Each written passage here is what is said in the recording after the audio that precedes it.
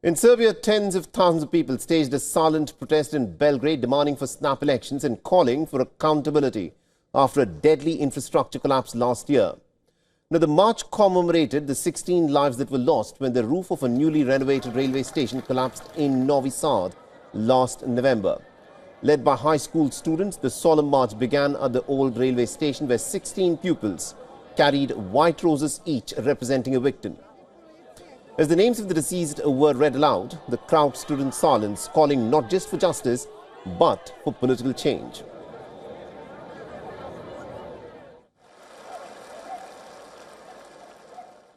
I don't see a solution. The only solution I can see, although I don't know what the outcome will be, is elections. We must go out and vote even under these unequal conditions. They are absolutely unequal. But we must fight in any way we can. I don't see a solution. The only solution I can see, although I don't know what the outcome will be, is elections. We must go out and vote even under these unequal conditions. They are absolutely unequal. But we must fight in any way we can.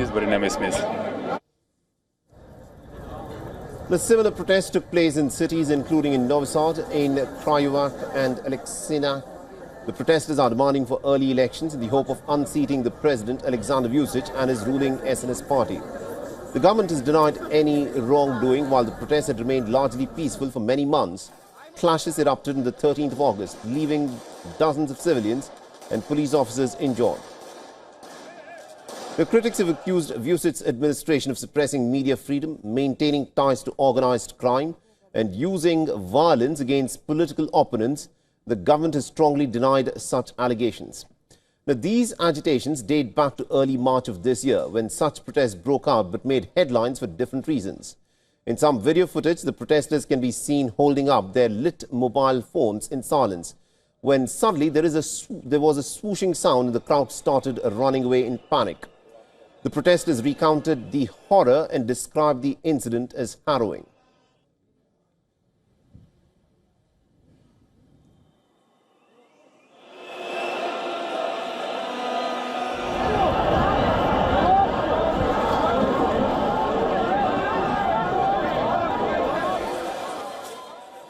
Now, what you just heard caused panic on the 15th of March and had put the Serbian government in the dock.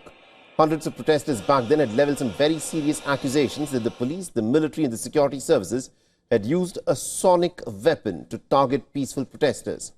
The accusation was shunned immediately by the Serbian government. So let's tell you about the damage caused by a sonic weapon. Now, sonic weapons or sound weapons they use sound waves to incapacitate, disorient, or to harm individuals by harnessing acoustic energy. Now, these devices can emit sounds of up to 160 decibels, which is more than twice of what is considered safe for human ears. Now, such devices cause both physical and psychological effects, such as dizziness, disorientation, or severe headaches.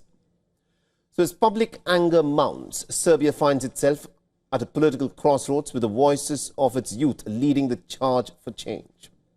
For all the latest news, download the WION app and subscribe to our YouTube channel.